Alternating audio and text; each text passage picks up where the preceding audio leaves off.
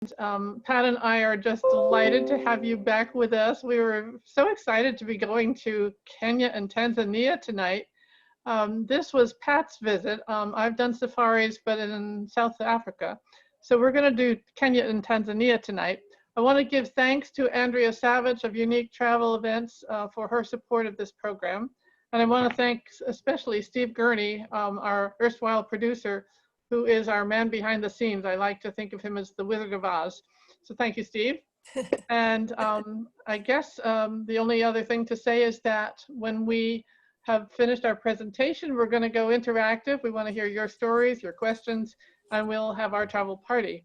So with that, bringing on my friend and co-author, Pat Williams. Hello, Pat.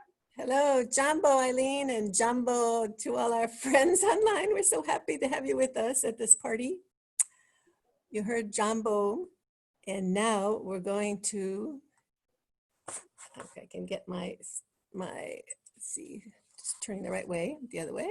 Okay, there we go. Africa. For me, originally, just the sound of the word conjured up images of wild places teeming with ferocious animals and tribal wars. Fortunately, we had some friends who were living in Nairobi who welcomed us and helped us integrate as we touched down in the second largest continent in the world. Can you see where Kenya is? Can you see my pointer? I can see it. Anyway, it's a little more than halfway down on the Indian Ocean side. You see Kenya and Tanzania below it, and that's where we're going today. Like most intrepid travelers, we dreamed of encountering the big five, not as hunters, but as photographers. So the elephant, the lion, the leopard, the rhinoceros, and the buffalo are known as the big five. And in these two of Africa's 54 countries, we also wanted to dig for the spirit of our ancestors. And here's where we start in Nairobi in the middle and the lower half of Kenya. And we go straight up to Aberdare and Mount Kenya, and across to Lake Nakuru, back down to the Maasai Mara, where it connects with the Serengeti, and back into Nairobi. Here we are in Nairobi. It's a teeming city, and everyone speaking many languages, mostly Swahili. And that was the song when you heard Jambo Bwana. But soon we're outside of the city, 6 miles out, actually. We're at the garden estate of Danish author Karen Blixen. She wrote under the pen name Isaac Dinesen. This is evoking memories of the movie, I'm sure you've seen it, Out of Africa. This was the award-winning movie with Meryl Streep as Karen, and Robert Redford, who was a big game hunter, who was her lover in this very complicated story. So this book beautifully captures life in colonial Kenya. And Karen, there's this famous line in the book that she put so simply, she said, "I had a farm in Africa at the foot of the Ngong Hills," a farm of 4,500 acres, actually.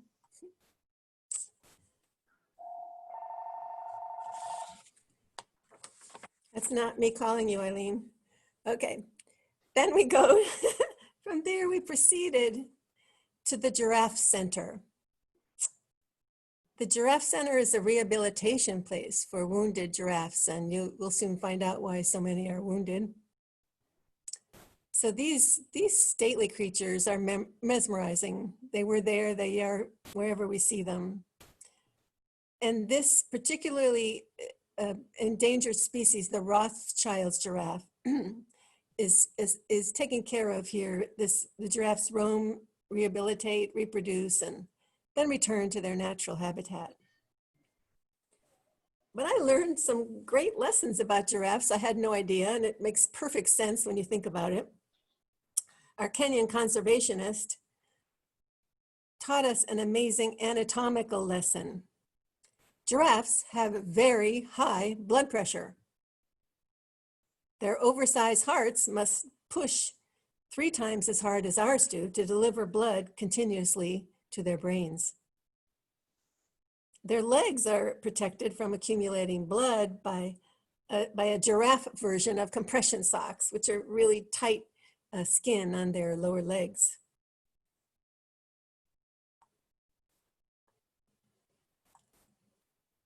Then we see 2 giraffes that are seem to be rubbing necks.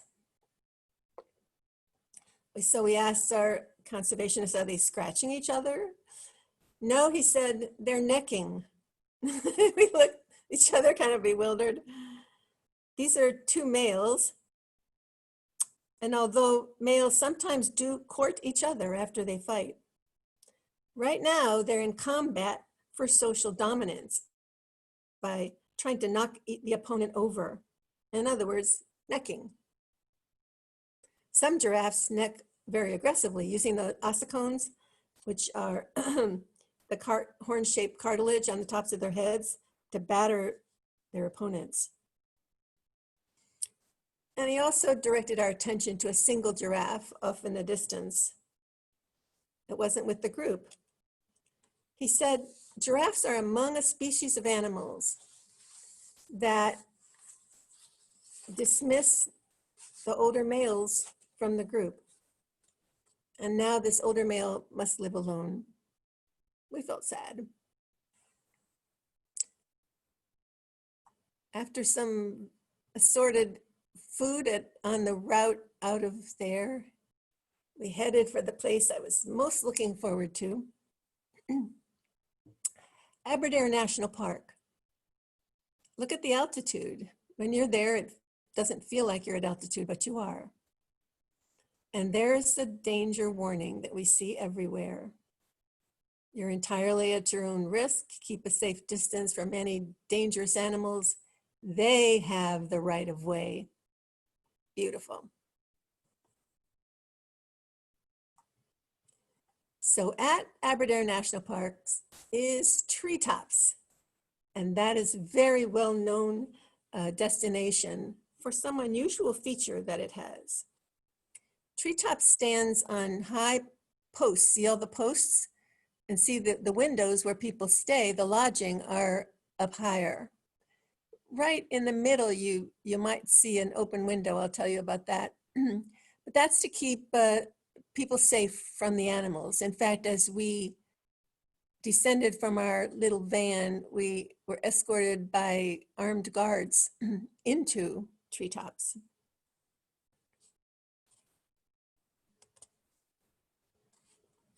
One of the interesting things that happened at treetops in our history is that this is Queen Elizabeth in her younger and younger days. She was staying at treetops as an overnight guest, and that was about in 1952. And they say, this is the funny way they put it, they say she climbed a tree at treetops, and after reaching the news of the death of her father, King George VI, she came down from the tree as Queen Elizabeth II. There was another uprising that actually destroyed treetops, and it was rebuilt as a Mau Mau uprising, and the lodge was rebuilt and reopened 3 years later.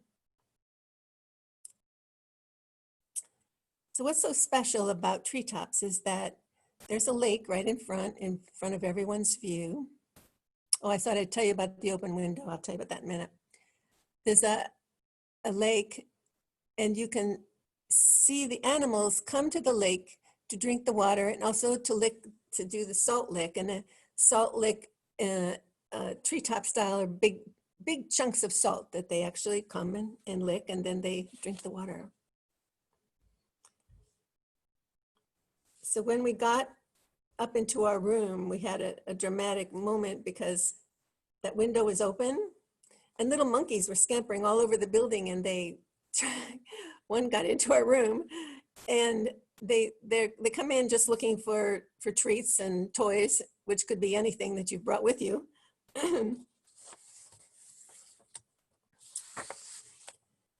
So the lodge generously provides artificial moonlight so that when the sun sets, we can sit outside or look from our rooms or go onto the rooftop and see the animals as they come in the night. First one we saw was a baboon with its mother. Not all these are pictures as we took them, because sometimes we just didn't even stop to take a picture. It was so amazing. So some of these are borrowed, but they're showing the pictures as I recall the scenes. So you could see the animals coming.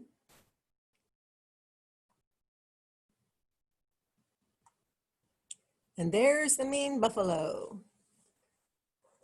We have Eileen and I have a friend named Carl who's in, Carl Pearson. He's going to talk to us a little bit later, and was kind enough to let me borrow some pictures. I have to show you this one he took of a buffalo way too up close, really up close. The buffalo's mean. It's known to attack humans and even lions, but my husband David actually read some research. He said, African buffalo have a democracy. When they're ready to travel, they'll stand together in a bunch, and then each one will turn in the direction that he'd like to go. And the majority of the votes wins. And then the head female will lead the herd in the winner's direction. Is that herd mentality that we're hearing these days? Okay. And this was the most dramatic time. It was in the dark with our artificial sunlight. Elephants approaching the lake. We actually hurried to the rooftop to get a broader view. So they came from behind treetops, and it was a slow parade of about 10 elephants, 4 babies being nursed by their mothers, and some teenagers. How did we know they were teenagers? Well, these middle-sized elephants got out there and they started flaring their ears at each other, waving their trunks and trumpeting loudly to make an impression on the rhino. They actually took on the rhino. Their parents came up with their trunks and swatted the teenagers into good behavior. That's really fascinating. Then it came the water bucks. Then another buffalo tries to drive everyone away. But they're still wary of each other. They drink and enjoy the salt lick in the moonlight. And waving in and around these animals were the warthogs, which are actually herbivores. They're like elephants are herbivores. So with hog in their name, they do belong to the pig family, but I think pigs are actually much more attractive animals. So for a while, the little lake was vacated, and we went to sleep, but in our clothes, because we were told that the warden might buzz us and invite us to wake up and see something else. So we went to sleep listening to the frogs. And then the buzzer signaled and everyone jumped up and came out to see what's out at the lake. We spotted a leopard coming in and frightening off a shy bongo. And then the bongo is really such a different kind of, I think I have a picture later on, such a different kind of animal. It has, it's a kind of an antelope, but it has a reddish coat set off by a few vertical white stripes. And then come the hyenas that stalk the baby bushbuck. I just have to show you this. There's another picture from Carl. It's so good. The hyenas are so fierce. I think I have some too that are daylight, but this was, they're I swear the hyenas, they dominated the Salt Lick, threatening every other animal of any size.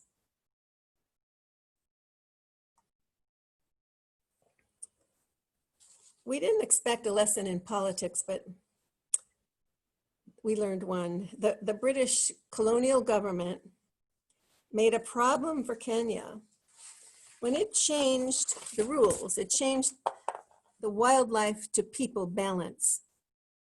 It introduced new laws at the end of the 20th century, turning the land that was inhabited by wildlife into state property rather than common property. So hunters who had traditionally killed animals for food were branded as poachers to be criminally prosecuted.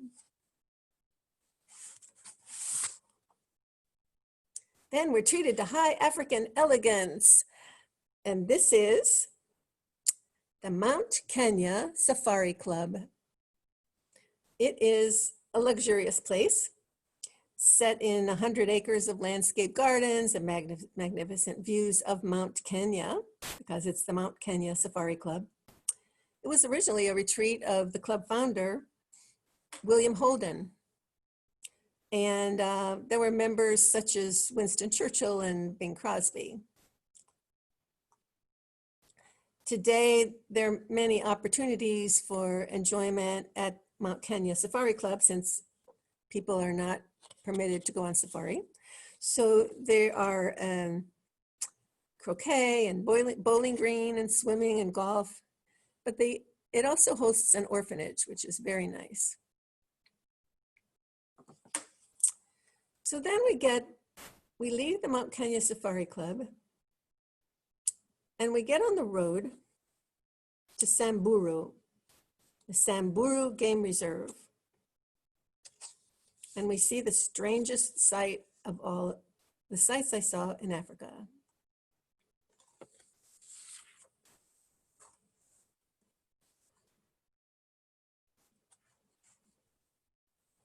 Can you imagine what these are? They're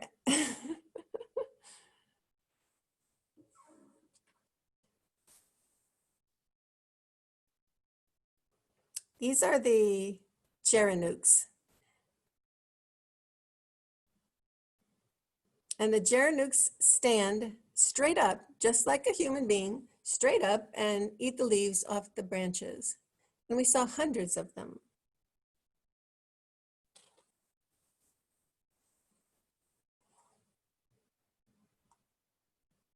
This is our drive to Samburu from Mount Kenya Safari Club.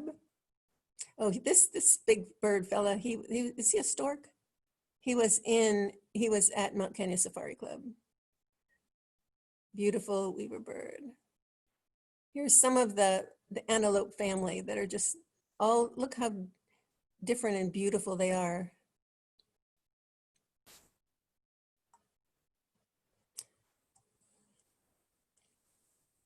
We came upon a lion feeding on a carcass.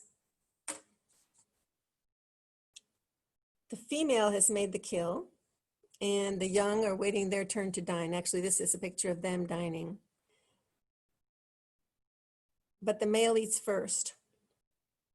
Our driver came within 5 feet of this bloody sight, and the lion looked up at us. We were in a little van with 6 people with an open top and open windows, and we closed everything up and shot back into the van and continued to watch because the lion gave us a look like, this is mine.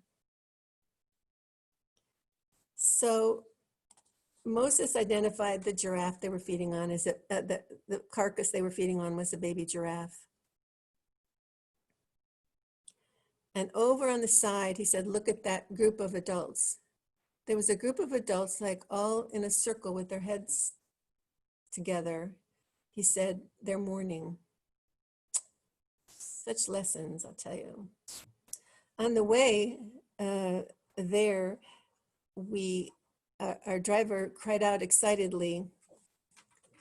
He said, look, there's a leopard. This is, again, one of Carl's beautiful pictures. He said, look, there's a leopard. You are very lucky to see a leopard. They're very, very hard to very hard to find because they hide so well. He also, I'm going to show you his wonderful elephant picture. Thank you, Carl. Look at this. He said, Carl said, these elephants were just almost right beside us. That's really scary. When you're in a little van and there's an elephant that's 20 times bigger than a van and is coming right at you with ears flared. So we saw this happening, right, coming up toward us, and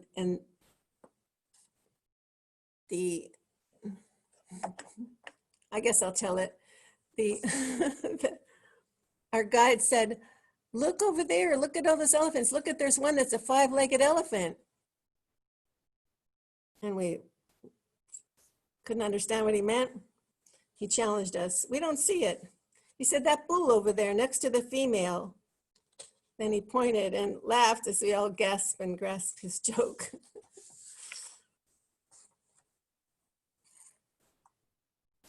We went to Lake Baringo, and we were invited to take a ride in a motorized rowboat out on the lake. And it was hot and buggy, and man, it would have been nice to jump in and have a swim. But we stayed in the boat. As we were out in the boat, heads starting popping up all around us. The lake was in fact infested with crocodiles and hippopotamuses, which I guess is the actual preferred plural of hippopotamuses, hippopotamus.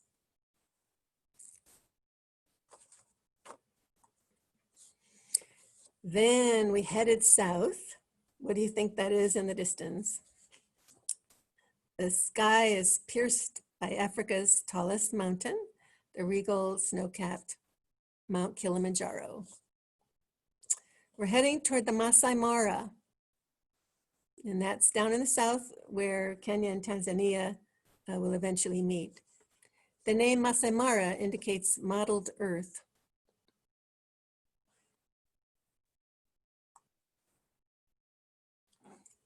Often we see like the sweeping grasslands just interrupted by a single acacia tree spread out horizontally. Some of them are so big, and it's as if to hold up the sky.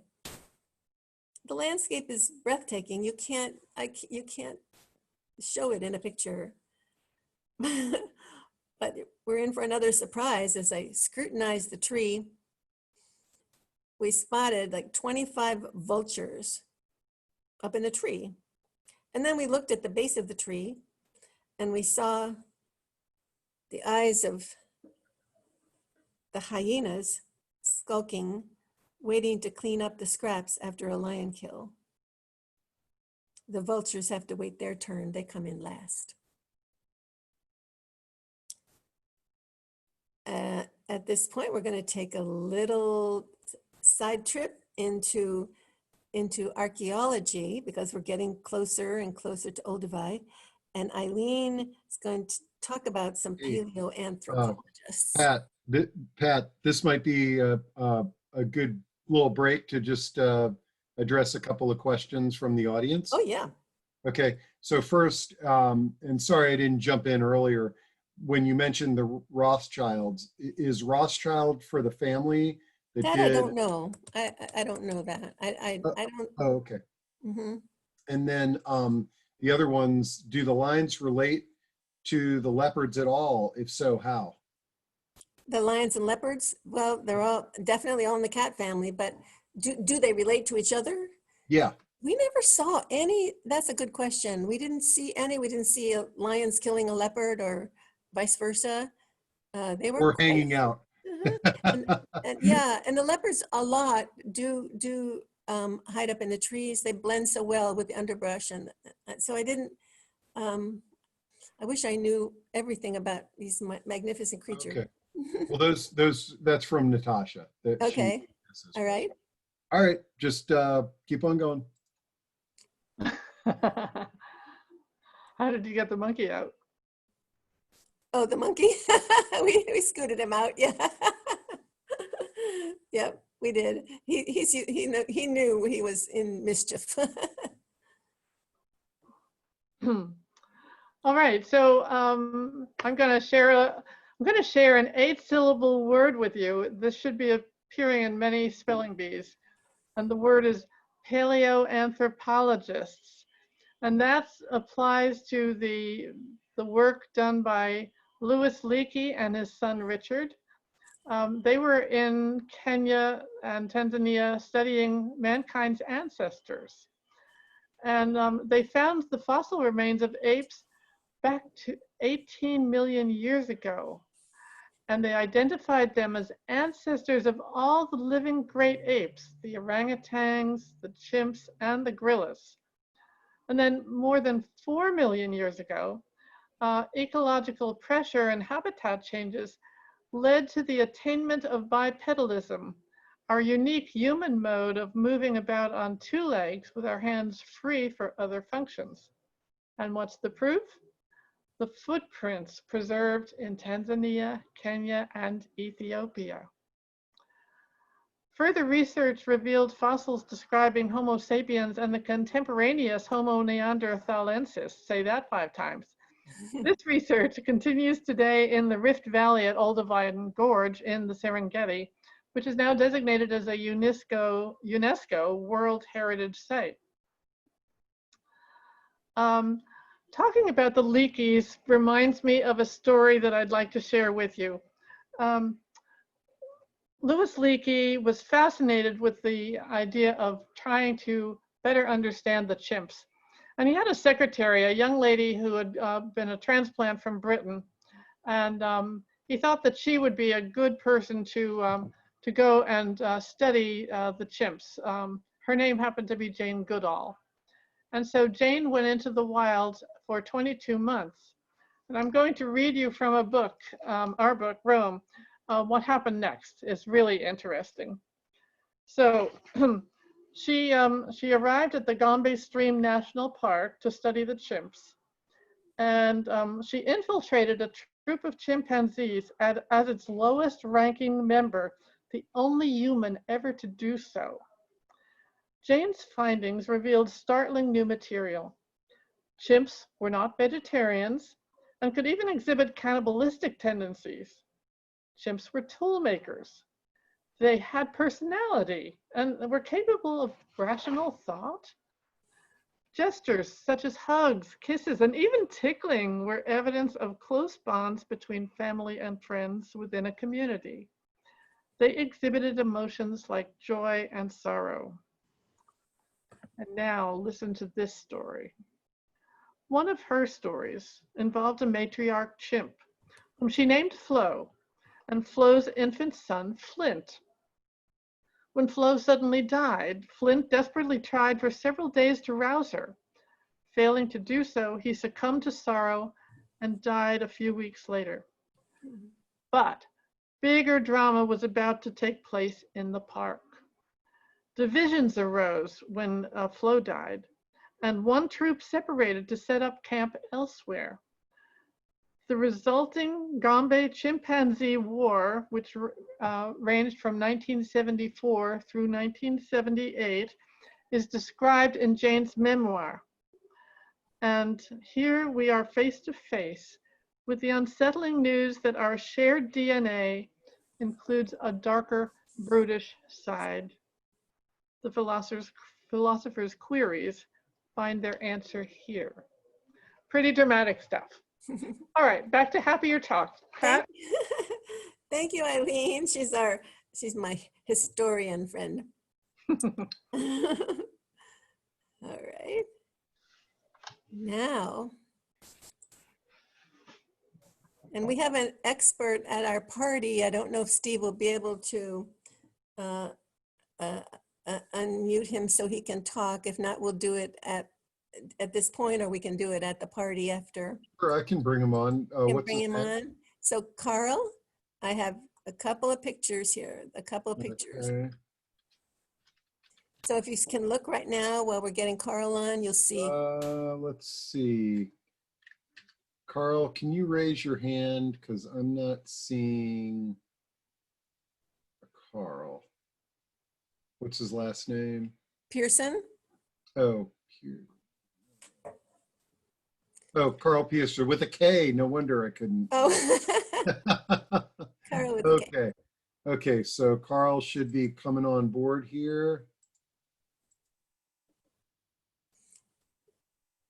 Dave and I were not there during the migration. Carl. This is such an amazing event. He's on. There he is. Hi, Carl. Hi there, ladies. Thank you for inviting me. I've tried to keep this down to about 2 minutes. The blue wildebeest migration is the largest land mammal migration in the world. It involves anywhere from 1.3 to 1.5 million blue wildebeest. They're called blue because they have a blue sheen to them. Most of their time is spent in the Serengeti, and basically they follow the rains. This is crossing the Mara River. I'm sure all of you have seen photos of the crocodiles attacking the herds as they cross. But they have basically a swarm intelligence. Because they have so many numbers, they know that somebody's going to get killed, but most of them make it across the Mara River into the Maasai Mara game preserve, and then they're there only for a couple of months, and then they have to cross the river again and go into the Serengeti. They breed in the Serengeti, but it's not just the, by the way, the other name for the wildebeest is gnu, G-N-U. They are accompanied by gazelles, about 200,000 zebras, elands, so it's a major migration, and they're following the rains, so they're following the lush grass. The wildebeest is a combination animal. It's an antelope, but it's got buffalo horns, 4/4 of an ox, hindquarters of an antelope, and a tail of a horse. So it's a rather interesting looking animal, as you can see. They can run 40 to 50 miles an hour, but lions and cheetahs can run faster. I have a series of, we spent most of our time in Tanzania, Zanzibar, and then we went to Victoria Falls, Zimbabwe, Zambia, and spent a lot of time in Botswana. But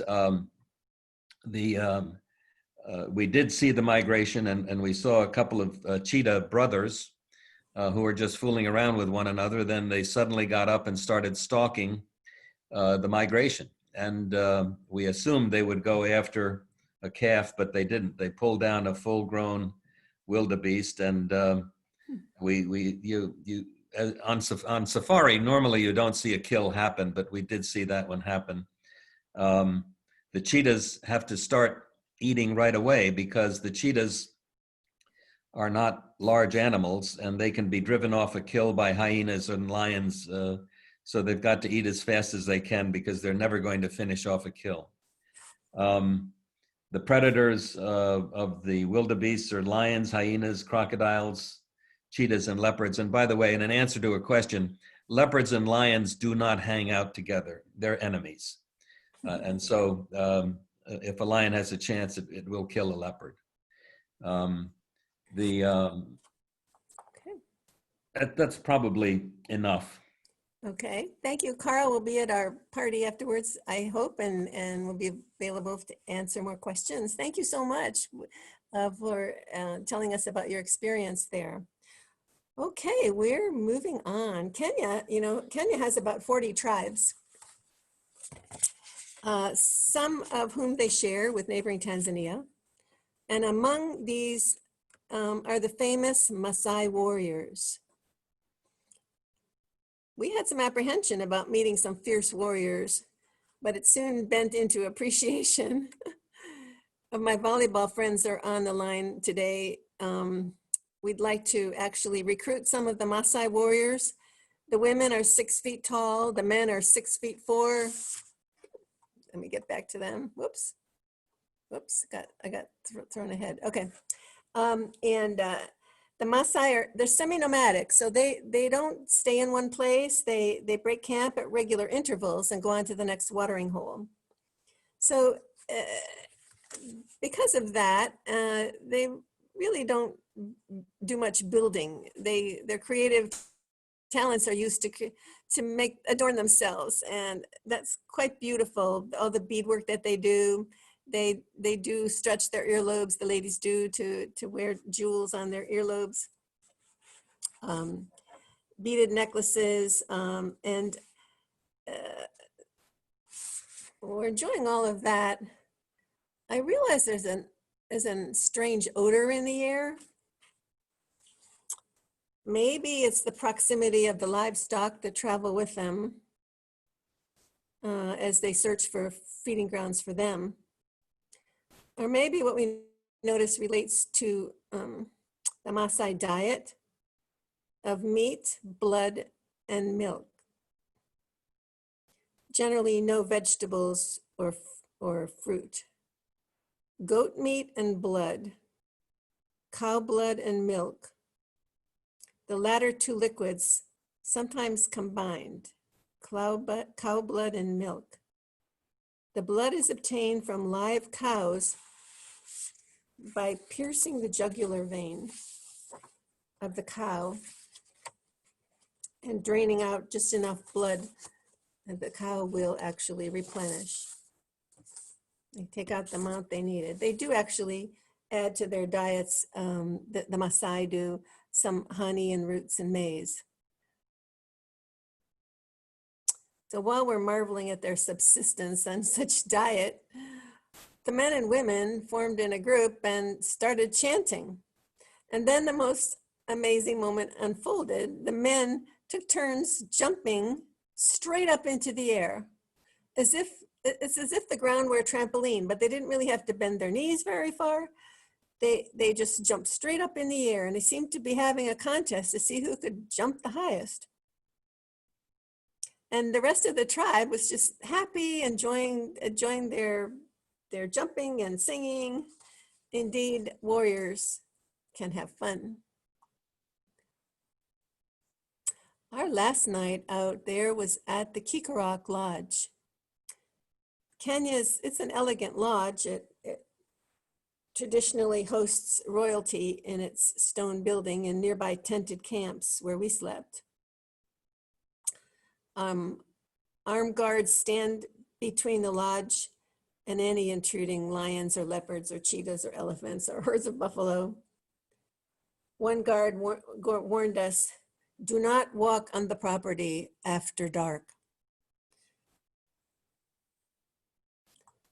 We obey the guards. If you haven't been to Africa, Hakuna Matata, don't worry. You too will experience one of life's truly magical experiences. That's what I prepared to share with you tonight. And Eileen is going to come back on, and Steve, and welcome us to the big party that follows. Wonderful. So I have another story to share with you about an animal, specifically the Cape buffalo that we've seen pictures of, one of the 5 leading animals that one tries to find on these safari tours. So the story is this. There was a herd of Cape buffalo grazing on the Serengeti one day, and 2 lions decided that it was lunchtime and saw before them the herd. And they decided, well, there's lunch. And so the lions began their progress, gaining speed, and they had singled out one of the buffalo, and one of them leaped on his front and grabbed hold of his nose, and the other one grabbed his hindquarters. Now, as the lions were approaching, the herd saw them coming and said, uh-oh, lions gotta go. And they moved away from the lions at double speed. But when they heard the whimperings of the attacked buffalo, they stopped. And as one, they turned, creating a huge phalanx of Cape buffalo. And that phalanx began to move towards the lions. The lions said, uh-oh, gotta go. So the Cape buffalo not only know how to count, but they take care of their own. Great.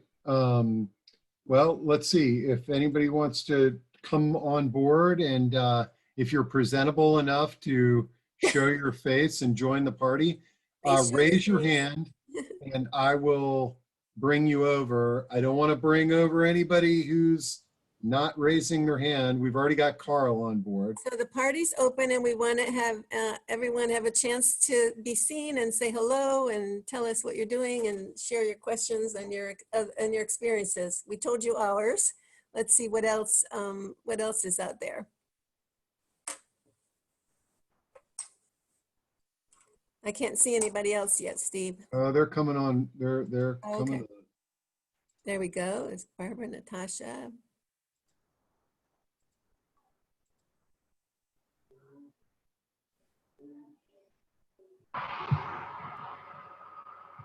So you want people to raise their hands if they want to be seen? Yeah.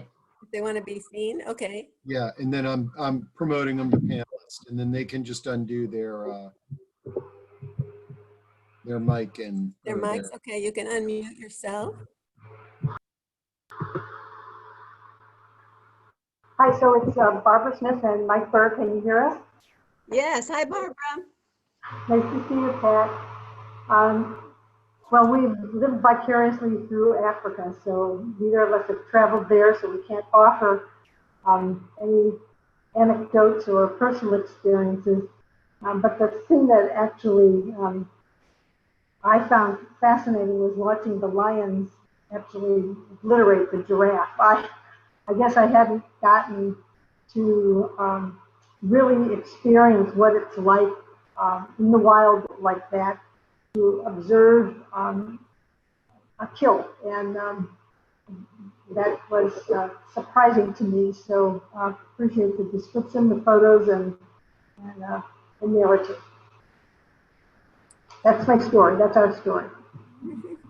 Yeah, it's both freeing and terrifying to be out at sea animals, not in a zoo, just where they grew up and where their natural habitat is. And yet you have to remember they're wild animals. We're domesticated people. Evelyn. Hi, Evelyn. Oh. She's muted. She's muted. Leaving. Do you want to talk, Evelyn? You're muted. Sorry, I just joined about halfway through. Africa's one of the continents I would really like to visit. You all did a great job with this, definitely. We couldn't decide if you were staying in the in the hotel or the tent, but we found out when we listened that you were in the tent with guards outside. Yeah. Yes, we could do both. We did both, and that was delightful to experience both. We ate very well. The restaurants in the lodges were exceptional. It was European food and some choices to savor some African food, but pretty much people ate and drank as they do in Europe. Yeah. Were you on a particular tour, or did you just do it yourselves? Well, Carl did Abercrombie and Kent, which is a very fine tour operator, which I used to sell when I had a travel agency. But I actually had free tickets for us to fly over there via Frankfurt. And so I just booked something in Africa, just a local African tour operator, which if you can do it is much more reasonable. You're taking a chance if you don't have a referral. And I meant to look up the name of our tour operator, but I did not, so I can look it up for you. Thank you. I have a question. Natasha. Hi. What would you suggest as a kind of average or good amount of days to be there? I mean, is it two full weeks, or 10 days is enough, or? Yes, you could do a tour in 10 days if you were time limited. But of course, as always, the more time and money you have, the better. So if you could spend 2 weeks, that would be better. And you've flown that far. And I feel like when we flew to out to go To Nairobi. New Zealand, we could have also gone to Australia, but we didn't, like, oh, we're just like this far away. Why didn't we do both? So this is Right. kind of the same way in Africa. But generally you saw on the map kind of the circle where the real interesting wildlife is, where all the game parks are. So but Carl did a whole lot more, and Carl, if you'd like to tell us, and maybe we should do another program that includes some other places in the region. You're muted, Carl.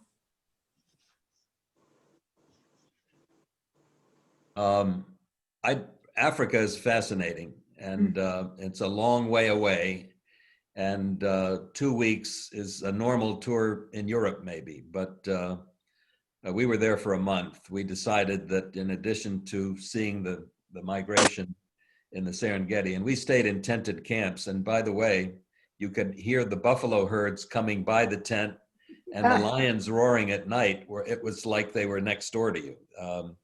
But we then went to Victoria Falls, Zimbabwe, Zambia, and Botswana. And Botswana was our favorite stop. And my Cape Buffalo story, you showed the picture, Pat. Mm-hmm. We were in Botswana in a vehicle, came around a corner, and there was a herd of buffalo. I mean, right in front of us. And the driver turned off the motor and said, don't, and I took a quick shot of the bull that was literally 20 feet away from us.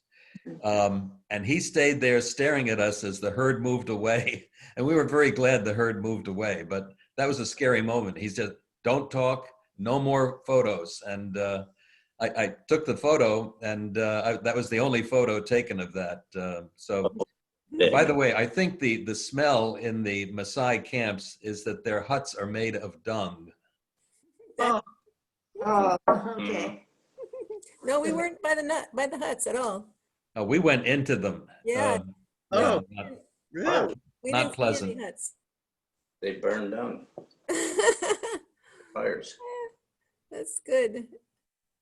So Jim, yeah, Pat, Jim says it's also their firewood, the dung, right? Yeah, the dung. They burn the dung for or for cooking, and boiling the blood and the milk together to make a wonderful drink. I was kind of teasing when I wrote that about the aromas coming out of their pores, but they were delightful. Well, it's wonderful to see you all. Thank you for coming. And Eileen's going to tell us about what's next. Okay, well, those of you who know me know that I sometimes am like a homing pigeon. There's one place in the world that I keep going back to. Italy. What makes my I love Italy. I adore Italy. So I thought about the many places that we could go, and there are many that are very popular with the tourist crowd, and I wanted to do something a little different, but still spectacular. So what we're going to do is take you on a trip across northern Italy. We'll start in Torino on the western side, which is next to the French Alps. It's a beautiful Frenchified looking city with wide boulevards, and we were there for the Olympics in 2006. And from there, we're going to cross to the east. First off, we're going to visit Lake Maggiore, which is just spectacular. It's not only a gorgeous lake, it touches Switzerland. You can go in for a lunch to have a Swiss lunch. But it has a world-class botanical garden, and it has a town called Stresa, which is your jumping off point to the Borromean Islands, and they are fantastic.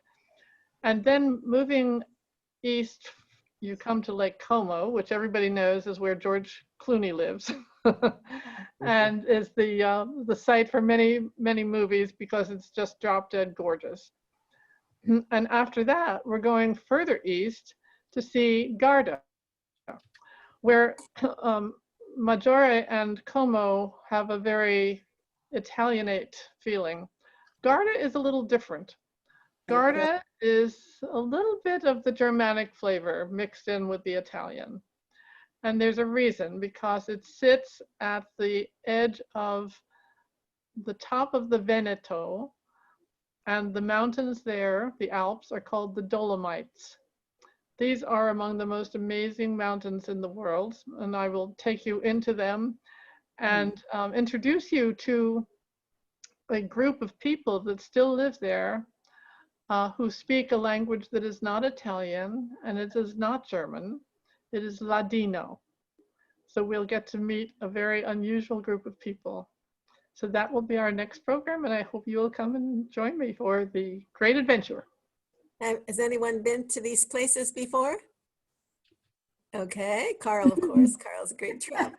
Well, how many people have been to Tuscany?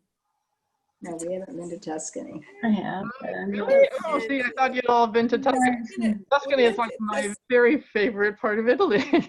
So we will do Tuscany at one point. Together, and Eileen had been part of two women who gave me tours around, but we went to Tuscany together, and that was marvelous. But a lot of people start there in Italy, don't they, Eileen? If Tuscany were a clock, the town of Siena would be the middle point holding the hands. And that's where I studied for a time. I love Siena. It's a very medieval town. Florence, Firenze is a Renaissance town, and they hate each other. But it's fun. It's all fun. I have one more question. Has anyone been where I grew up in Costa Rica? Yes. Okay. All right. Well, we have. My picture isn't coming up. Can you hear me? I'm Ellen McKissick. We can hear you, Ellen. Okay. I'm sorry. I don't know why my picture's not coming up, but just as well, because I'm not that presented.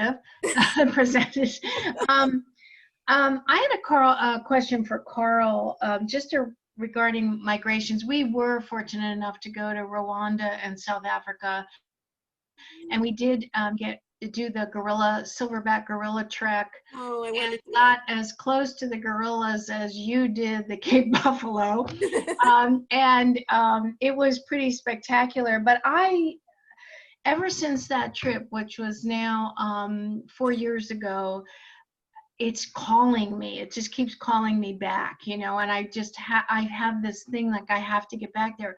And one thing I've always wanted to see is a migration. So I know you can't time it. They say you could go there and plan it, but it's a lot of luck.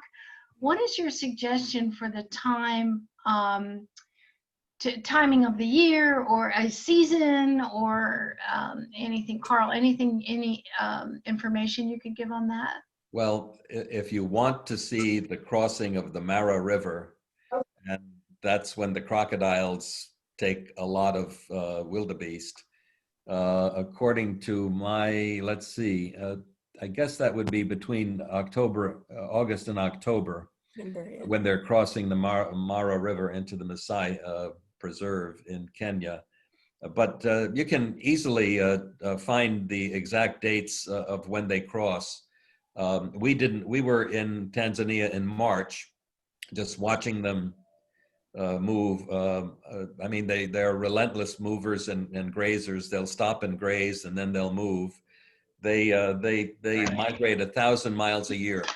Ah, I see. There she is. We can see you. I'm sorry. Yeah, no, I just read the screen. I was too busy listening to Carl.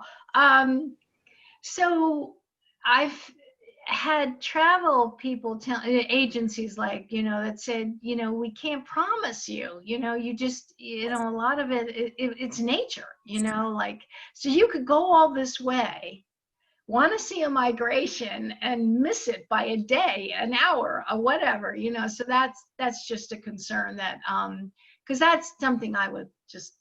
There are over 1 million animals, so you're not going to miss it by much. But you can go online and you'll see it's a clockwise rotation, mostly in the Serengeti. And you can pick a time, and the tour operators will get you there. You won't miss it. There are a lot of animals. So just to add, thank you. Anybody who hasn't gone to this country and wants to go, you still have to include Cape Town because it's such a cool place to go. And if you're there in South Africa, why not, right? I'm sure you all agree, like climbing Table Mountain, which we had to do. And, it's just a really cool, and all the wineries around. So it's great. For us, it was a great way to end the trip, to just enjoy the city of Cape Town and all that it has to offer. There's really a lot of Ellen, I'm going to lead us in a trip to South Africa in a future. Oh, okay. Don't want to spoil that. Okay. There's a lot to talk about. Yeah, it's definitely worth. But you could tie it into a safari for sure, because that's what we did, and Rwanda. So, yeah, the silverbacks. About Rwanda. Well, why don't you make sure to be on the program, and we'll give you some time to talk about Rwanda. Okay. Yay. Sure. Happy to. Excellent. Yeah. This is so fun, especially now. I'm dying to go on a trip. Aren't we all? Ah, So Pat and I Airports are starting to get crowded. We've been to the West Coast twice, and we're going a third time. When we went first 2 months ago, Dulles was a ghost town. Seattle Airport was crowded, and now the last time, Dulles is starting to get busy, and Seattle is even more crowded. yeah. So Pat and Eileen, just a reminder about your talk on Santa Fe on October 22nd for the Shepherd Center. So I'll be sending you the Zoom link probably a week or two ahead of time. Thank you for the invitation, Dan. Oh, that's wonderful. We love Santa Fe. Yeah, that'd be great. We had a crazy good time there. It was crazy and good. They have a great opera. Yes, we saw Madame Butterfly in a production that was unusual. I've seen many of those operas, and this one had the young child who's about 3 years old come out at the end. His mother has just shot herself, and the father appears out of nowhere. The child doesn't know him, and the father enters the room, and the child picks up the gun and points it at him, and the curtain falls. Boom. And the opera house is open air. It's beautiful. Yeah. Okay. Cool. Very cool.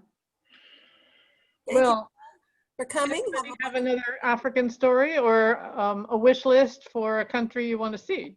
Yeah, do let us know that too.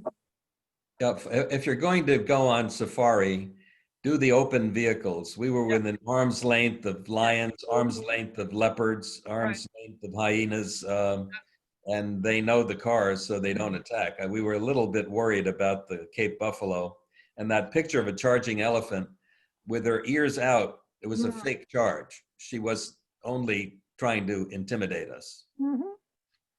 Did a good job. Yeah. It's a great picture. Yeah. Okay. Well, this has been fun. I don't know how to say goodbye in Swahili. Maybe Jambo just means greetings. And we certainly send you lots of Jambo. Thank you for joining us. This was great to see you all. Thank you very much. Thank you. Thank Thank you.